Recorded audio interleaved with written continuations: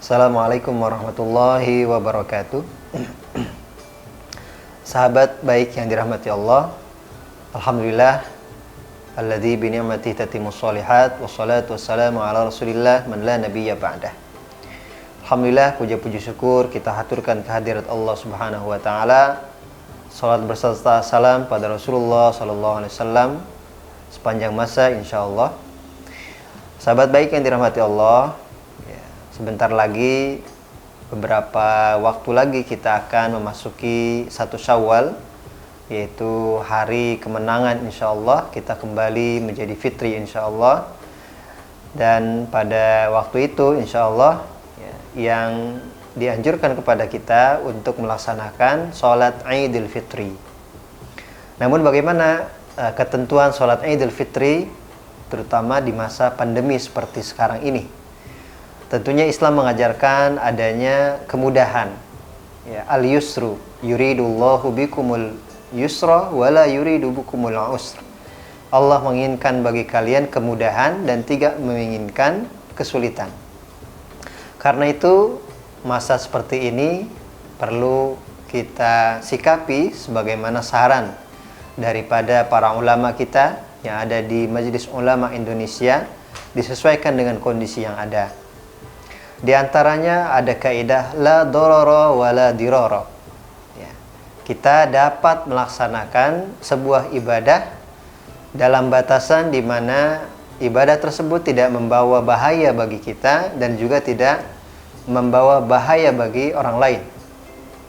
Terkait dengan sholat Idul Fitri dapat kita lakukan, jika tidak mampu kita lakukan bersama-sama berjamaah di masjid, di tanah lapang, dapat juga kita lakukan di rumah bersama keluarga. Dan karena itu ternyata sholat Idul Fitri dapat kita lakukan dalam kondisi seperti ini pun, dalam keterbatasan kita, dengan beberapa cara atau aturan yang dapat kita sesuaikan ketika kita melakukannya di dalam rumah. Sahabat baik yang dirahmati Allah, salat Idul Fitri dan khutbah Idul Fitri, yang pertama terkait dengan salat, bahwa salat Idul Fitri memang dianjurkan dilakukan dengan berjamaah. Ada pendapat yang menyatakan mesti 4 orang untuk melaksanakan sholat Idul Fitri beserta khutbahnya. Tetapi pendapat yang lebih moderat, yang lebih memudahkan, 2 orang pun sudah cukup. Jadi silakan boleh memilih kedua pendapat itu, disesuaikan dengan kondisi keluarga kita, ada berapa jumlah daripada anggota keluarga kita. Kemudian bagaimana tata cara sholat Idul Fitri? Sholat Idul Fitri ini sunnah muakkadah, sunnah yang dianjurkan. Berbeda dengan sholat Jumat. Kalau sholat Jumat itu wajib. Dan nanti pun berbeda hukum khutbah sholat Jumat dengan khutbah Idul Fitri. Kalau sholat Jumat ini merupakan di antara kesempurnaannya, khutbah itu tidak boleh ditinggalkan. Tetapi dalam Idul Fitri, khutbah Idul Fitri hukumnya sunnah, boleh dilakukan, boleh juga tidak dilakukan. Baik sahabatku yang dirahmati Allah, kita akan coba mengawali dengan sholat sunnah Idul Fitri. Tata caranya, yang pertama seperti sholat yang lainnya, kita mengawali dengan niat, dengan melantunkan usolli sunnata Idul Fitri rakaataini. Bisa ditambahkan dengan imaman atau makmuman lillah. Kalau tidak bisa dengan bahasa Arab, boleh di dalam hati dengan bahasa Indonesia. Saya niat sholat sunnah Idul Fitri sebagai imam atau sebagai makmum karena Allah Subhanahu wa ta'ala. Baru setelah itu takbiratul ihram. Memang ada pendapat menurut Syafi'iyah itu harus berbarengan saat kita melakukan takbiratul ihram dengan niat. Jadi Allah, itu sambil kita mengucapkan Allahu Akbar, hati kita niat. Boleh dengan bahasa Indonesia, boleh dengan bahasa Arab, silakan. Dipilih yang mudah. Jadi Allahu Akbar. Kemudian setelah itu kita membaca takbir lagi, takbir tambahan sebanyak 7 kali. Jadi di rakaat pertama 7 kali. Antara takbir satu dengan yang lainnya di sela-sela dengan mengucapkan subhanallah walhamdulillah wala ilaha illallah wallahu akbar. Atau dengan lafaz apapun, ya, yang penting di situ tujuannya kita mengagungkan Allah Subhanahu wa taala. Ya, jadi takbir tambahannya 7 kali di rakaat pertama. Setelah itu kita membaca Al-Fatihah. Ya, baca Al-Fatihah sebagaimana sholat biasa. Setelah Al-Fatihah kita tambah dengan surat. Ya, memang dianjurkan adalah surat Al-A'la, Sabbihisma rabbikal a'la, dan seterusnya. Tapi kalau kita tidak hafal, boleh ya dengan surat-surat yang lainnya. Ya silakan, bisa dengan surat-surat yang kita hafal atau ayat-ayat yang kita hafal. Ya, kalau tidak hafal satu surat, ya bisa dengan beberapa ayat. Dilanjutkan dengan seperti biasa, ya kita ruku, kemudian i'tidal, ya bangun dari ruku, kemudian sujud. Setelah itu duduk antara dua sujud. Ya. Setelah itu kita beranjak lagi, ya berdiri, dan kita takbir yang kedua, ya takbir perpindahan dari sujud menuju berdiri. Ya. Setelah itu ada takbir tambahan sebanyak 5 kali. Ya, jadi takbir pertama di rakaat pertama takbir tambahannya 7 kali. Ya, rakaat kedua takbir tambahannya adalah 5 kali. Ya, sama di sela-sela takbir itu mengucapkan subhanallah alhamdulillah wala ilaha illallah wallahu akbar, atau zikir lain dalam rangka mengagungkan Allah Subhanahu wa taala. Kemudian setelah itu membaca Al-Fatihah dan membaca surat yang dianjurkan adalah surat Al-Ghasyiyah. Hal ataka haditsul ghasyiyah, atau surat lain yang sudah kita hafal, atau ayat lain yang sudah kita hafal. Setelah itu seperti biasa, ya kita ruku, bangun dari ruku, sujud. Nah, kemudian duduk di antara dua sujud, sujud kembali, kemudian tahiyat akhir, ya, membaca tahiyat dan seterusnya, kemudian kita tutup dengan salam. Nah, itulah tata cara daripada sholat Idul Fitri.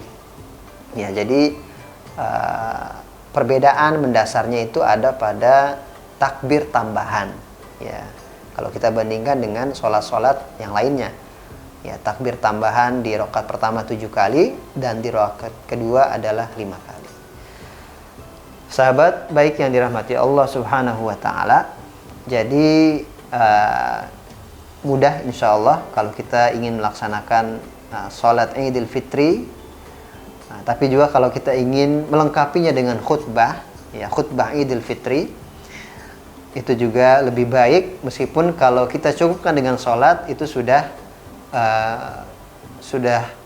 mencukupi, ya. Jadi khutbah Idul Fitri ini sekali lagi hukumnya adalah sunnah, boleh dilakukan, boleh juga kita tinggalkan.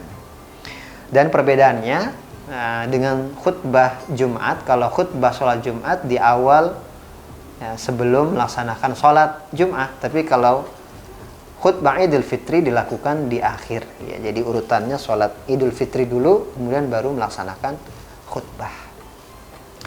Sahabat baik yang dirahmati Allah, terkait khutbah Idul Fitri memang ada dua pendapat secara umum. Ada yang bilang dia dilakukan dengan 1 kali khutbah cukup. Ada juga yang bilang dengan 2 kali khutbah. Ya, kalau masyarakat Muslim Indonesia umumnya itu melakukan dengan 2 kali khutbah. Ya, khutbah Idul Fitri dilakukan oleh sebagian besar masyarakat kita seperti khutbah sholat Jumat dengan 2 kali khutbah. Nah, apa saja tata cara khutbah Idul Fitri? Ya, hampir sama, ya, mirip-mirip sekali dengan khutbah sholat Jumat. Ya, yang pertama adalah membaca takbir. Ya, jadi tentunya salam, ya, tentunya dengan mengawali dengan salam, assalamualaikum warahmatullahi wabarakatuh.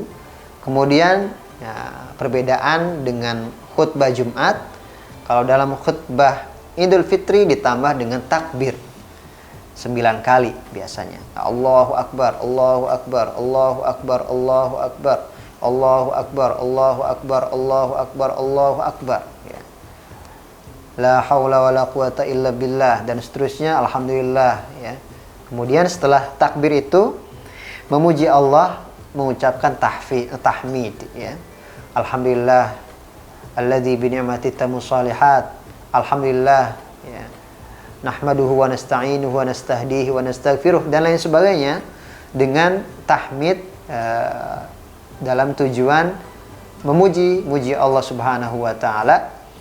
Ya, paling tidak kalau hafal ucapan atau lafaz yang panjangnya minimal dengan mengucapkan alhamdulillah. Jadi alhamdulillah itu sudah cukup. Ya.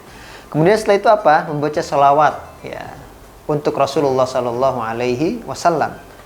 Ya, membaca sholawat, bisa dipilih sholawat apa saja, minimalnya Allahumma sholli ala Muhammad, itu sudah cukup.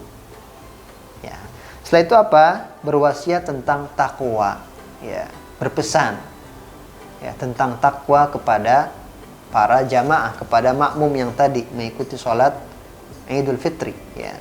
Berwasiat tentang takwa, bisa dengan mengucapkan ayatnya ya ayyuhalladzina amanu taqullaha haqqa tuqatih, dan seterusnya, atau tidak mesti dengan ayatnya, yang penting ada pesan takwa. Mari pada kesempatan yang mulia ini kita senantiasa meningkatkan, menjaga keimanan, ketakwaan kita kepada Allah Subhanahu wa taala, dan seterusnya. Ya. Kemudian juga ditambah dengan membaca ayat Al-Qur'an. Ya, mesti ada satu ayat, ya, paling tidak yang dibaca dalam khutbah. Ya, apakah itu ayat yang pendek atau yang panjang? Ya, apakah itu ayat yang memang sesuai dengan tema kita atau tidak, itu boleh dipilih. Ya. Setelah itu khutbah pertama selesai, ya, karena kita mengambil tata cara khutbah kedua. Setelah itu ya, baru kita duduk antara dua khutbah. Ya, duduk antara dua khutbah. Ya, di situ kita mengisinya dengan berdoa kepada Allah Subhanahu wa taala. Ya, dengan beberapa doa yang insya Allah waktu di mana ada antara dua khutbah itu adalah waktu yang juga mustajab. Ya, kita berdoa. Ya, waktunya tidak terlalu panjang, ya. Ya, kurang lebih 20 detik, ya, sampai maksimal adalah setengah menit, ya, 30 detik. Ya, itu bisa dipilih. Nah, kemudian setelah duduk kita berdiri kembali, ya, melakukan khutbah yang kedua. Ya, mengucapkan takbir. Ya, kalau di khutbah pertama itu 9 kali, khutbah yang kedua itu 7 kali. Ya, Allahu Akbar, Allahu Akbar, Allahu Akbar, Allahu Akbar, Allahu Akbar, Allahu Akbar, Allahu Akbar. La ilaha illallah, Allahu Akbar, Allahu Akbar walillahil hamd. Ya, kemudian apa? Mengucap tahmid. Ya, sama. Ya, seperti yang pertama, mengucap puja-puji kepada Allah Subhanahu wa taala. Ya, bisa minimal dengan kata alhamdulillah atau ditambah dengan kata-kata lafaz yang lainnya. Kemudian sama mengucapkan sholawat, bersolat kepada Rasul sallallahu alaihi wasallam, ya, dengan beragam lafaznya, minimal dengan kata-kata Allahumma sholli ala Muhammad. Nah, kemudian berwasiat tentang takwa kembali, ya, seperti di khutbah pertama, dan kemudian yang akhir adalah berdoa, ya, mendoakan kita semua dan mendoakan kaum muslimin. Sahabat baik yang dirahmati Allah, demikian penjelasan tentang sholat Idul Fitri dan khutbah Idul Fitri. Tentunya bisa jadi ada pendapat lain terkait dengan tata cara, tetapi perbedaan yang kecil, perbedaan yang tidak terlalu signifikan, itu diperbolehkan selama berdasarkan kepada dalil Al-Quran atau Sunnah atau pendapat ulama-ulama yang memiliki keilmuan yang memadai. Semoga Allah Subhanahu wa taala menerima amal ibadah Ramadan kita. Semoga Allah Subhanahu wa taala menyempurnakan kebahagiaan kita dengan mengisinya dan mengisi hari raya Idul Fitri dengan bertakbir, bertahmid, melakukan ibadah sholat Id dan khutbahnya, dan Allah Subhanahu wa taala menganugerahkan keberkahan dan kebaikan bagi kita semua di dunia maupun di akhirat kelak. Demikian, hadanallahu wa iyyakum ajma'in. Wassalamualaikum warahmatullahi wabarakatuh.